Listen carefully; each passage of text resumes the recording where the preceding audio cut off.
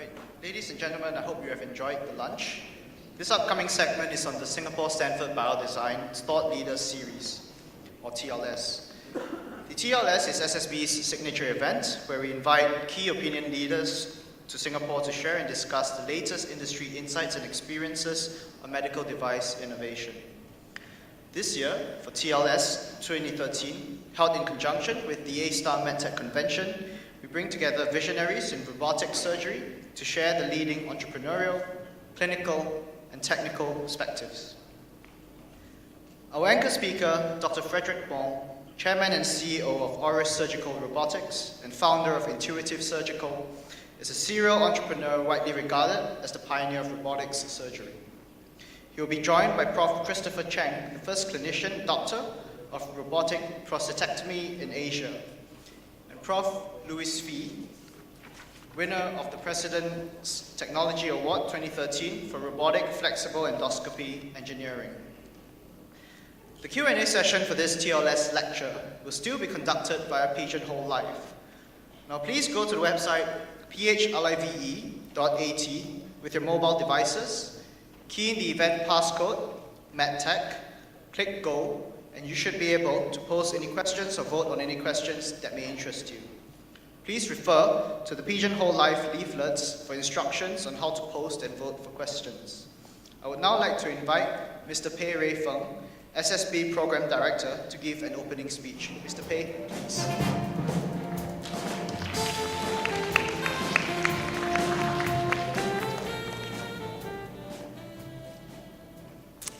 All right, can all of you hear me? Good afternoon, distinguished guests, friends and colleagues from the MedTech community. Welcome to Singapore-Stanford Biodesign Thought Leaders Series. We're excited this year to have the Thought Leaders Series held in conjunction with the A-Star MedTech Convention. Hope you have enjoyed the sessions this morning, and we thank you for being here with us this afternoon. So I'm aware that I'm speaking in a time slot that's just right after your sumptuous lunch. So the good news here is I do not actually have a speech for you. We'll try to keep this opening short so that we spend our maximum amount of time with the thought leaders who's going to share with us their latest insight right after this. So for some of you who are not so familiar with Singapore-Stanford Biodesign, our mission at SSB is to train the next generation of MedTech innovators for Asia from Singapore.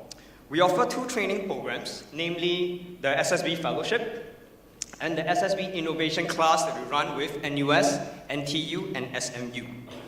The SSB Fellowship is a competitive training scholarship where we select 4 fellows to form a multidisciplinary team of doctors, engineers, and industry professionals to spend a year inventing new medical devices while being trained to innovate according to our biodesign methodology.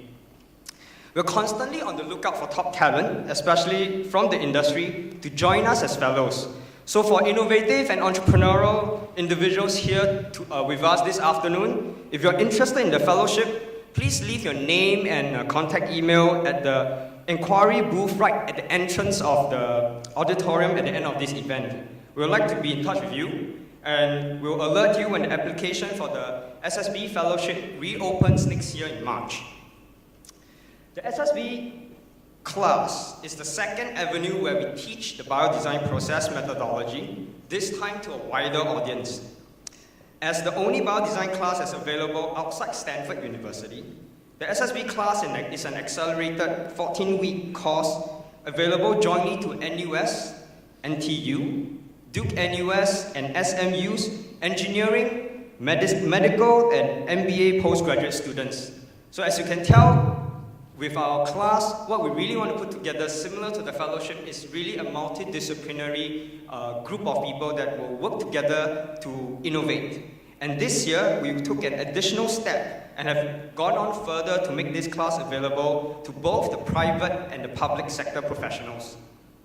So for individuals who are here with us today, if you're interested in this year's class, we regret to inform that the class is currently oversubscribed and application has closed.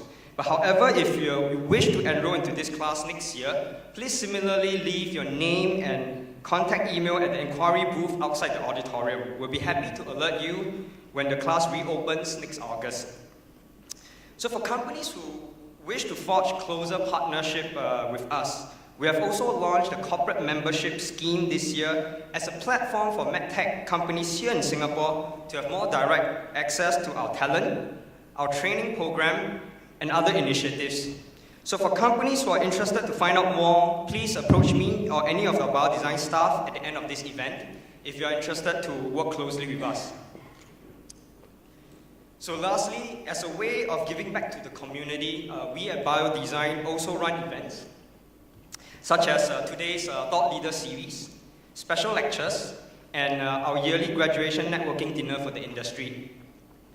So for today's event, we are really proud to have with us thought leaders from the field of robotics surgery as our speakers this afternoon. Surgeons are perhaps one of the most frequent users of medical devices. And if you look at the past decade, one of the most disruptive technology that has really shaped surgery is robotics. Debate about robotics, such as whether it increases healthcare costs and if it erodes the art of how medicine is being practiced, is often argued by skeptics. And this, in some sense, also exemplifies some of the debates that modern medical technologies are facing today in general.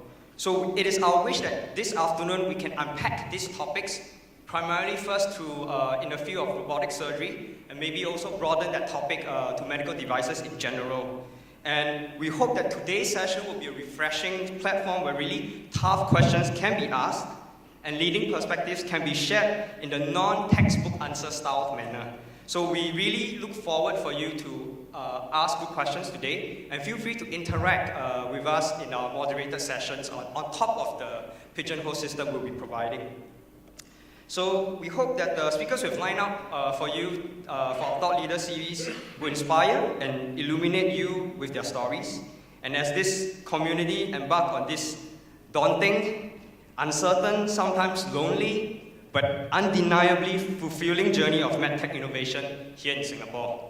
So I hope you enjoy the sessions we've put together this afternoon. Thank you.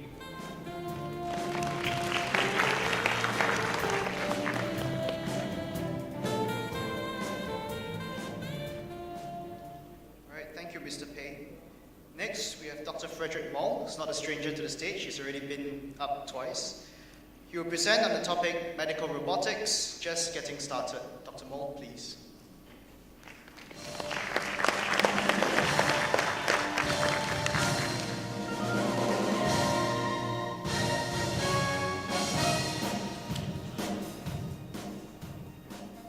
Thank you. I get to talk again about my favorite subject, which is robotics. And for those of you who were here for the last session, and I'll try not to repeat myself too much, but wanted to tell you a little bit of the history about my own involvement in robotics and what was the objective of the development program then, and then sort of trace some of the things that I've been involved with that are robotic. And I'm going to stretch the definition of a robot.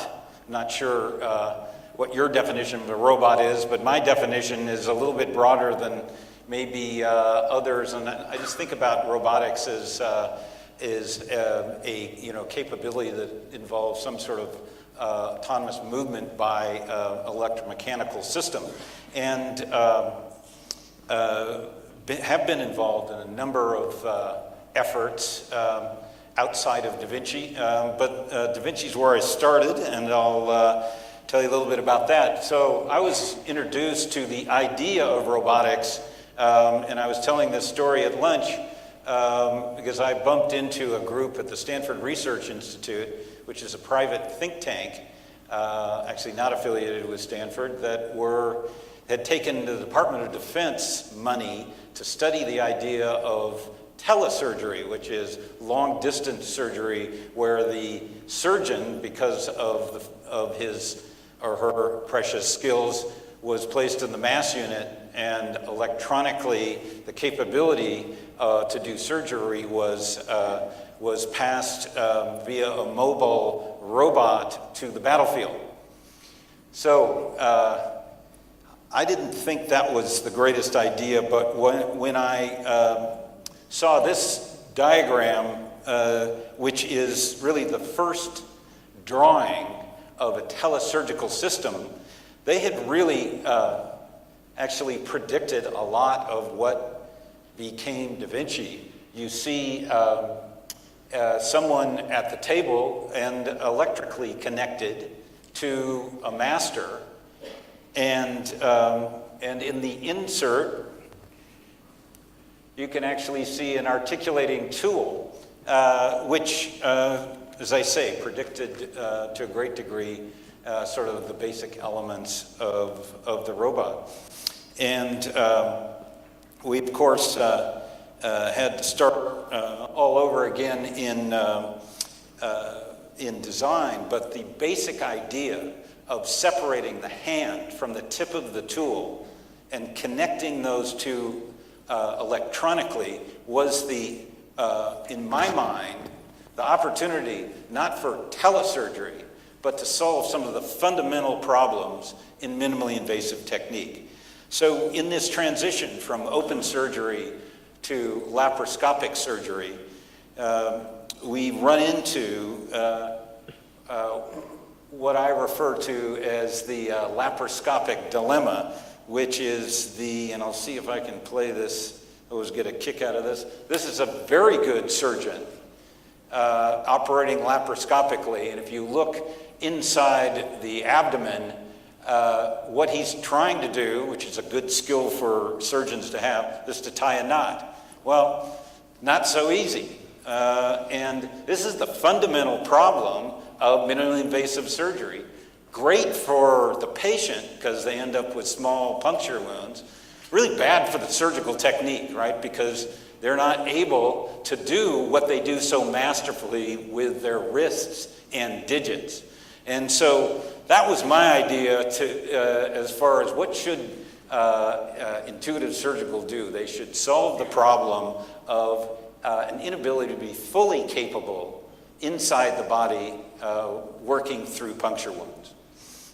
So this was accomplished with a combination of algorithmic transforms, motion scaling, and tremor filtration, such that the hand movements were translated electrically to the tip of the tool. And that was, as I say, the basic backbone of intuitive. Now, we also did something else right besides creating intuitive motion, as we called it. We also came up with this term visual immersion, which was the idea not only of giving the surgeon three-dimensional vision, but also putting their head in an environment where it was immersive. And the combination of those two things, I think, created a different atmosphere for surgery.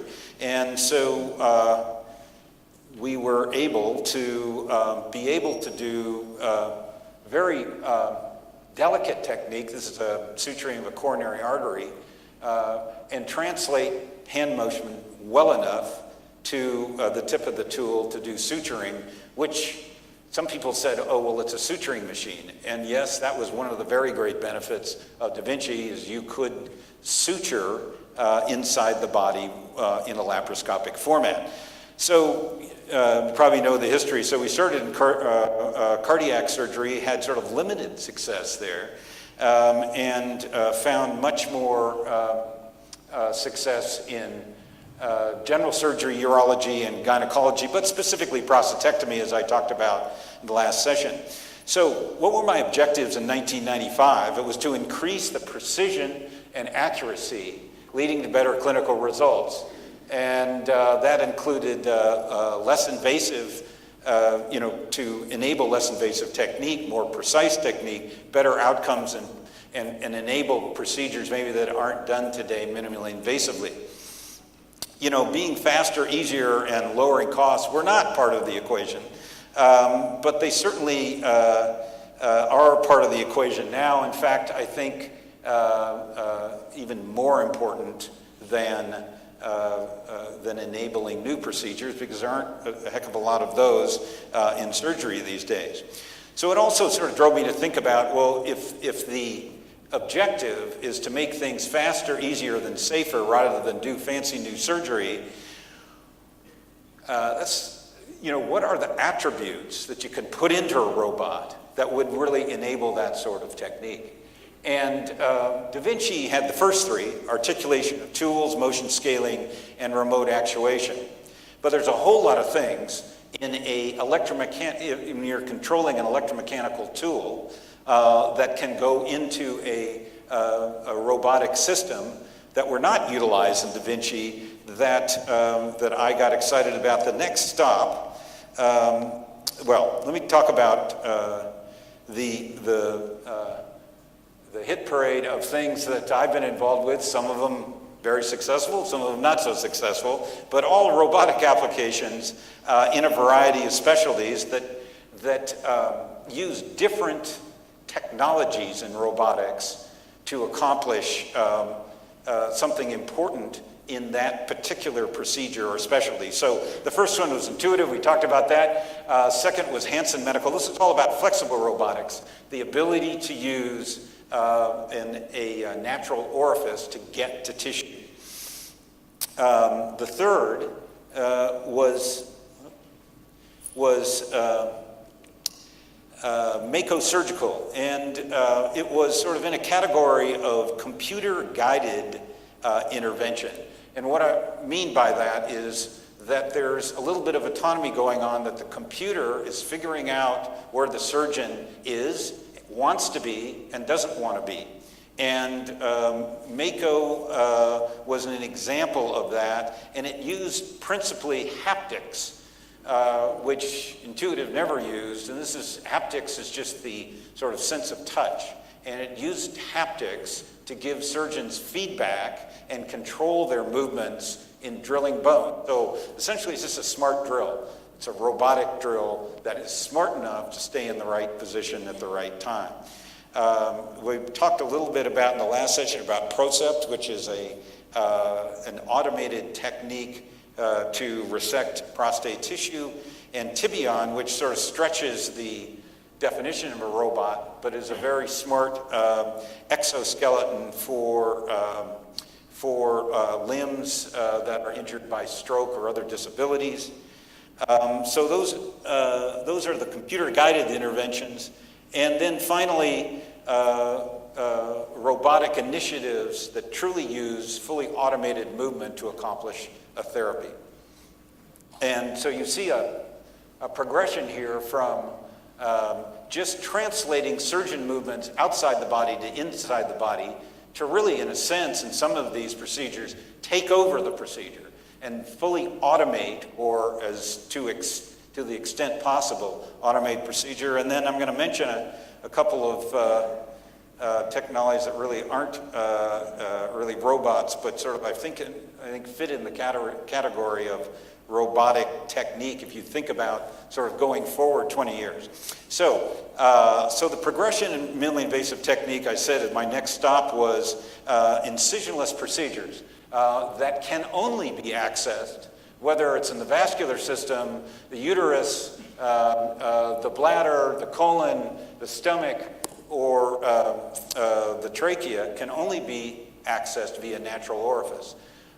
It was trying to accomplish the same sort of thing of accessing tissue and then having control of the tip of the tool, but the stakes or the engineering problem was a little different. So this is a conventional catheter technique, where I sort of liken it to trying to control one end of a garden hose by twisting the other end.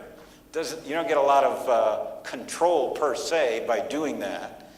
But so the Sensei system was built to actually try and give much more control, sort of like Da Vinci, at the tip of the tool, so that you could flexibly get to the left atrium of the heart, and then in a virtual sense grab the tip of the tool and make lesions in the heart wall by just as if you'd shrunk your hand down and were doing it right at the tip. So that was the idea of robotic catheter therapy. And for vascular navigation, these are some very diseased arteries, and cardiologists spend many years learning what they call wire skills. Well, for these sorts of arteries, you got to have pretty good wire skills. You see on the right side, you're taking a lot of very sharp turns to get to where you want to go. And the robot's good at that. And so this is the idea of, is it really important for cardiologists to spend many years wiggling a wire to understand how to get to a place? Or can you give them that capability by sitting down at a console and let them focus on other aspects of therapeutic intervention? So if you look at how did we do there, not so good as a business so far, but as far as just the metrics of how efficient robots are compared to the human hand in navigating with a flexible catheter, it looks pretty good. So let's talk about guided intervention. So I talked about haptics for robotics for orthopedic surgery. So the Mako system is nothing more than as I say, a smart drill that creates a cone of safety that knows to stay inside that cone in order to drill bone at the proper depth in the proper location, and to make sure that you, as the surgeon, if you're having a bad day or you're jet lagged, that you don't go outside the green zone, because you don't want to go outside the green zone, or you've compromised the fit between the bone and the prosthesis. So it ensures that you do a very nice job, no matter at what angle you come at the tissue. You have created the,